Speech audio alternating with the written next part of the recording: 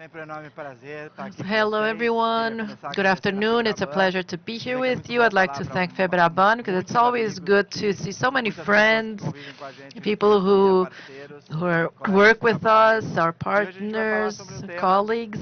And today we're going to talk about a very relevant topic, and that is part of our daily routine. And it's how is it possible for us to imagine a future when we're dealing with such a challenging present moment, and a future in which the challenges facing our clients will increase, and now we related to fraud, and how can we fight the fraud and to do that with the best experience possible for our client.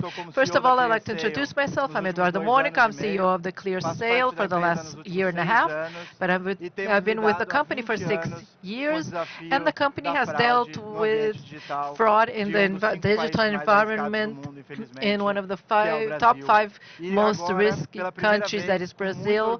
The company has been working with that for over 6 years, and today we are part of the Serasa Experian Group. They made a very important acquisition that was issued 2 months ago to the market. So we've been integrating our solutions and launching more products that are sustainable and that can help the market in its digital journey. The first topic that I would like to talk about, and it's part of our daily work, it's part of the work of everyone who deals with these challenges and fraud, is how to balance this triangle that is part of our secret or our challenge in the fraud journey. We always say that against fraud, because sometimes it's easy to not have or to not face any fraud. If you do not sell or if you do not have any businesses, then you don't have fraud. But if you have a business, fraud will be present and will always be present. And the challenge is to balance these 3 pillars, which is to ensure good approval by our clients and customers. Most of that is usually it's positive. Usually they have a good journey, but also we have to balance that with friction in order to have the lower friction possible in our business. And at the same time, we have a third pillar, that is the fraud control in the digital environment. To do this through line of business for the success of our business is always a great challenge. And when we try to project the future, and today I will talk about that specifically in the end, we must remember that we have to look at the history, to look at the past, and what we've learned through this 20-year journey dealing with fraud within this ecosystem. It's a learning journey with a lot of resilience and adaptability. Everyone who works with this digital experience and fraud knows that fraud dynamism is very large, and with all the technologies, this becomes even more challenging. And so I decided to divide this history of the digital environment in 3 generations, so that we can capture this trajectory and how this became more sophisticated. And at the end, I will talk about the possible future for this 3rd generation. When we think about this country's digital environment, we can think that everything started in 1998 when the first Brazilian e-commerce was launched, which was Submarino. And at that time, we were talking about digital within an e-commerce. After that, there was it disrupted the Brazilian experience and brought the first concepts of digitalization. In 2001, we were in Submarino developing a software for logistics, and we had the opportunity when someone raised their hand and said there is fraud in e-commerce, and that is a problem that we have to control within that environment so that we can have a more sustainable environment within e-commerce and the digital ecosystem.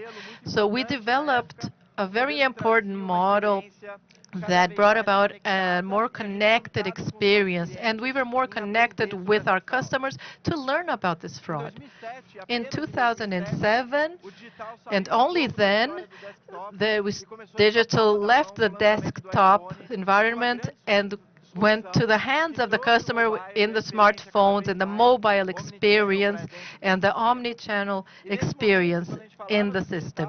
So at the moment when we were talking about digital, we had already some very important numbers, but that can be considered timid or shy when we compare them to today. We had at that time 60 billion in 2019. So we had 60 billion reais of profit in e-commerce, and Brazil at that time was the second country in the world with the high risk level in the digital environment and creativity for fraud in that environment. But at that time, 45 million Brazilians did not have bank accounts, and we've had 13 million orders monthly by clear sale, and they were all very concentrated in the e-commerce and digital environment. And there was a fraud that was very concentrated in this transactional environment. And when we thought about this fraud, one of the first ways that we would think that was sustainable and scalable to fight that fraud was to bring to the market the SaaS model, in which neutrality and connectivity were part of the journey. ClearSale always believed that to look at the environmental of the digital environment as a whole, it would be possible to follow the customer's journey in e-commerce. The telecom was being more digitalized, or in retail, when we looked at the customer as a whole, that was the way to begin, because of the fraudster that was trying to steal your data. When they would also go from your site to another site and to another segment, and they will jump from one environment to the other. And when we have this process within a network, it is possible for us to fight it exponentially when we have this broader view, because we cannot win against fraud. So neutrality has always been a very important link and something that we've always defended along our experience and our trajectory when dealing with fraud in Brazil. And that was very important in this first generation, because we found the first fraud attacks, and they were always related to registers, to personal information. Today we know about the stealing of personal information at the dark web, or the stealing of credit card information, and the fraudster would pretend to be a real consumer and purchase things in your name. And then we started to deal also with the clean fraud, in which the consumer was invaded, was attacked in their account by a client that stole all the personal information and used this information for the fraud. And that was very difficult to fight, and the fraud became more sophisticated. But it was still very artisanal at that moment, and then it became more sophisticated. And now we see other and more sophisticated frauds, like the address fraud, that brought to the ecosystem this partnership fraud, in which they used this real information, and we thought that the product would be delivered at the customer's household, but then the transportation company was also involved, and they would steal the product. So these were some of the challenges we've seen in this journey. And several layers of protection were created. One of them was the human authentication, which we still use today, but still we saw problems of falsehood and people trying to impersonate other people, and that was very difficult to identify in the call center. But we always work with a value chain in which the information and data was all very present and connected with retailers and the e-commerce receiving their information in a structured manner, in detailed manner, that enabled us to create these chains that are very strong that we use today. But not only history data or personal data, but also market data and bureau data, all of that contributed to this holistic assessment in order to understand if that kind of information makes sense, and that is still very present in our process and enables us to make many assessments with data and to delivering good experiences to the consumer. Even though Brazil is a very risky country regarding fraud, in e-commerce we are able to provide a positive experience to the user and to approve most of the consumers only with using the data, and most of our decisions are made based on that.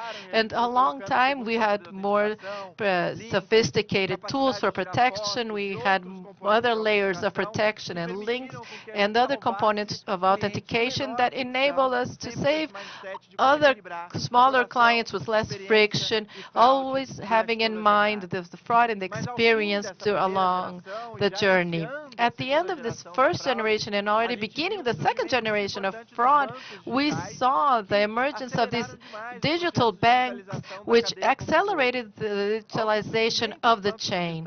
And when these digital banks emerged, the frauds also became more sophisticated in what we call this second generation that we are living today.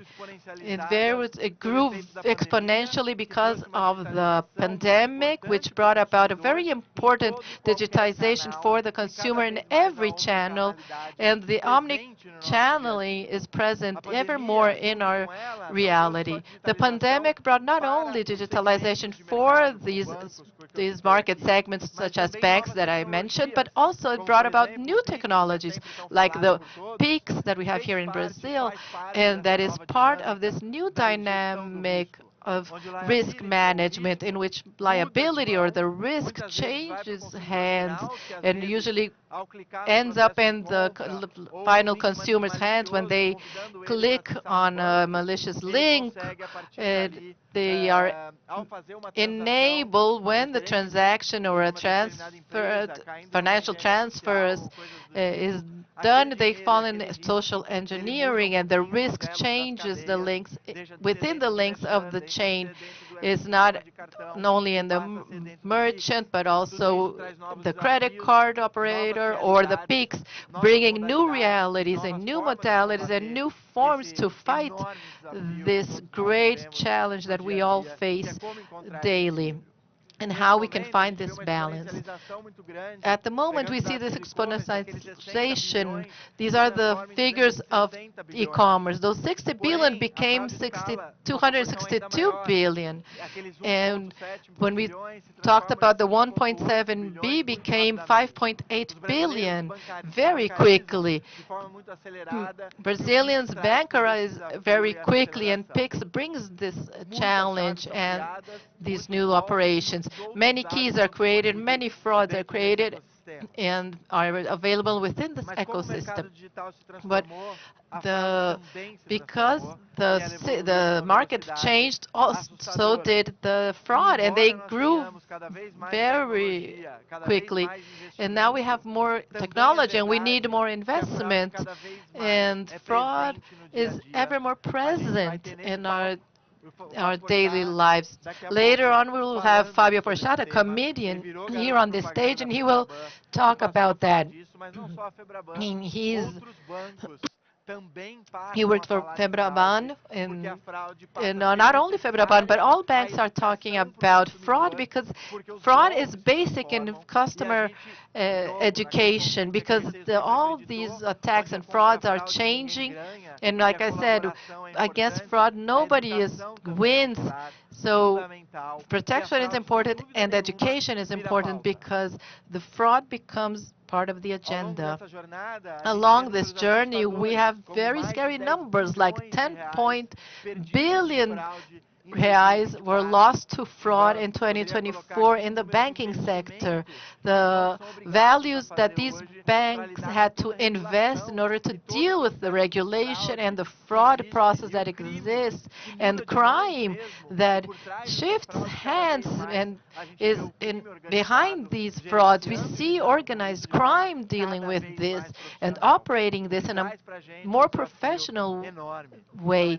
And this brings us more challenges because we see more sophisticated and more professional fraud and crime. But us, as professionals and as people, we also want more fluid experiences. We do not want to face bureaucratic processes that are challenging in order to conclude simple journeys. We'll give up the onboarding process. We'll give up the purchase. I know many of you might, this happens to you because you do not want to lose your client due to these difficulties, but you also need to control this and protect yourselves in this challenging scenario in Brazil. And we know that consumers nowadays value convenience. They value the low-click processes and value the idea of having a more fluid journey. So the market reacted, new technologies emerged, and these emergent technologies are part of this new generation. But we have never believed, and I'm sure that everyone who is a fraud expert and works with that every day knows that against fraud, we do not have a silver bullet, unfortunately. But we want to elude ourselves and believing that there will be one unique technology that will be able to protect us. That is not how things work. We have new technologies, but also ways to go around these new technologies. We have very concrete cases that help us in the process, but that also bring more friction to the process, like document validation. With AI, there is this new challenge of fraudulent documents. So we need new processes and new systems to answer the questions of our customers. Also, biometrics emerges a very modern and new technology, and it's justifiable in the flow. But not everyone wants to use biometrics in all processes at all times. And we also have now the deep fake and the challenges it brings, because once you find the door for fraud, you'll have the trajectories going through it and a lot of fraud. And that is why we don't have just one unique solution for that. We must find the balance.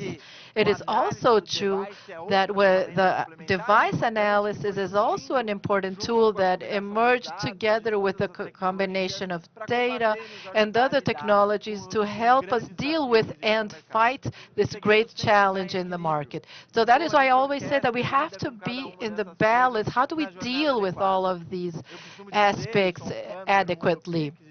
I like PIX very much and very other emerging technologies, but it's not correct to ask me of me biometrics, and that will block my possibility to do PIX and to my wife, for example.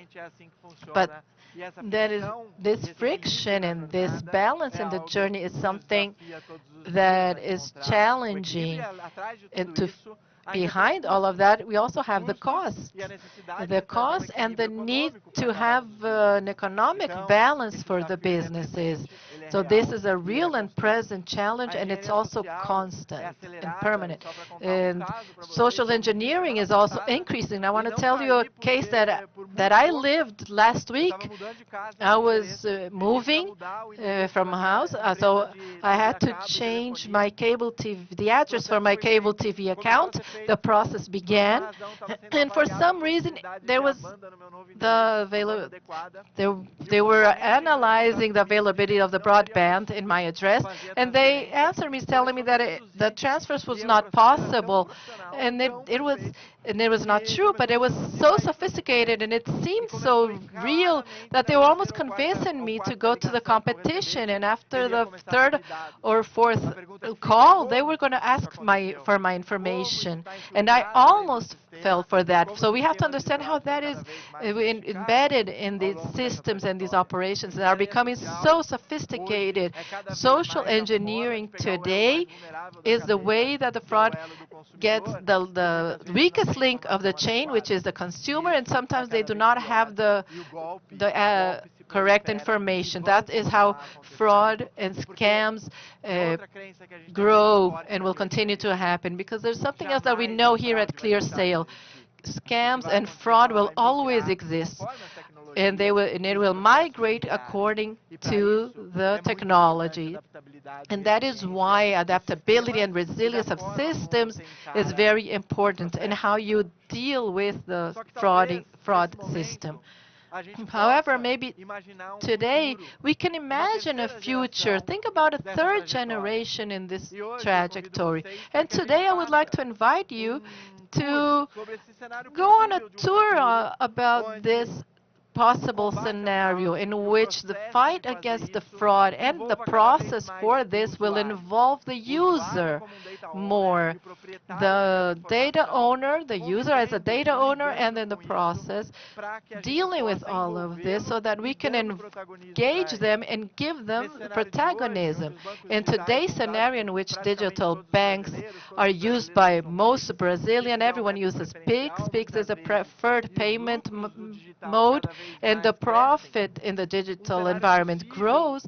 The desirable and possible scenario is important to balance all of this. The same consumer that says that the experience is important also says that they expect methods to fight fraud, and they trust the bank. Our banking system in Brazil is very robust, but they prioritize onboarding processes without bureaucracy. We also know that digitalization of population is growing and happening in all processes. Even for elections and driver's license are all more digital. And when we put all of this together, we imagine that a unique individual digital identity might be part of this process of which I spoke about in the beginning. And what would a unique or individual digital identity would look like? Maybe we can imagine that a person has a wallet where he stores all validated and trustworthy data that are also neutral and that confirm who you are, and each of these items in a unique, safe, practical, and integrated way. Some identity initiatives have been seen around the world. We have seen some controversial cases like the Altman project using the human iris. We've also seen other projects, even here in Brazil, who try to do this process. However, the answer is not in our opinion, nor in a silver bullet, nor in the idea of having several layers, but always in the idea of having adaptable and intelligent layers that can be adapted to the project. And we have to think about how we can conduct and implement this. And proudly, together with Serasa and ClearSale, we are launching with FEBRABAN a process that might bring this disruption to the market. A new identity created by two companies that know the consumer's data in depth and that have this noble purpose to turn the Brazilians' life safer and more just. Imagine that if in one click you are able to check in at a hotel, or maybe as a user who stored your data within a wallet, you can do an online purchase with one click. Or maybe as a user, you can open an account at any bank, recovering and using all your stored information in any institution, in any bank. But not only opening an account, any digital process you want to carry out with the bank can be done in one click. The cases, the opportunities of use are are numerous, and if you can store all this information with neutrality and trust.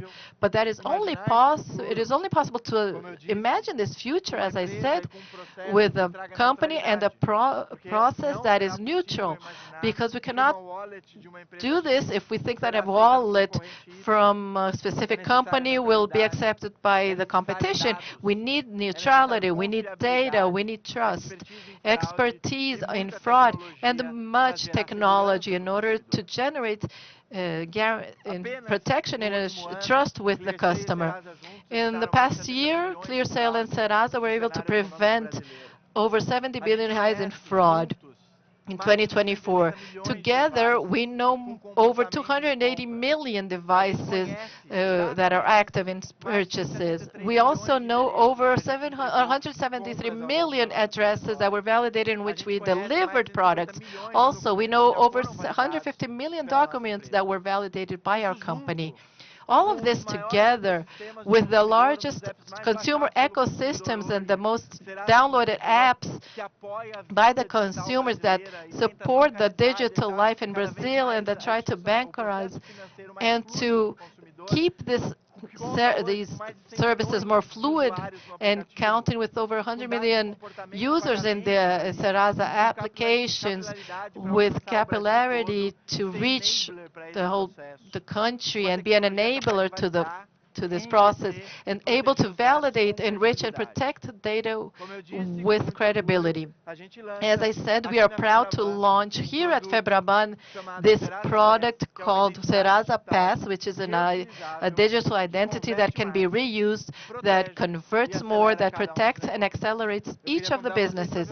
I'd like to invite you to see a demo in which with few clicks you can see a client trying to open a digital bank account using and reusing what they already have stored in their wallet, with a scan of a QR code with which he is able to open an account, and all of their information that are needed are already stored, and quickly he was identified which of this information are necessary with one picture, and with one click they were able to open an account. Everything was validated and reused, the telephone, the address, and any other information needed in the process. It was already stored and validated. And if that is not there, you can do this one time only, and then that will give you the whole digital experience. You can imagine that in any ecosystem, in any process, you can do this using the right layer. It would be very fluid and with all the fraud protections.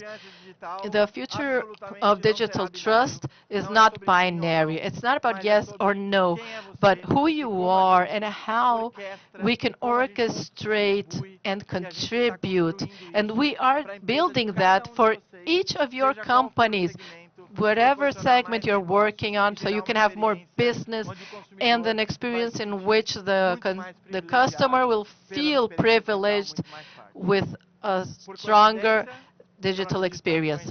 And I don't believe in coincidences, but for coincidence, we're just here with our booth right here, and we would like to show you in practice in the next minute. So I would like to invite you to drink a coffee with me here next door in our booth. So thank you in the next minutes, and thank you very much for your presence.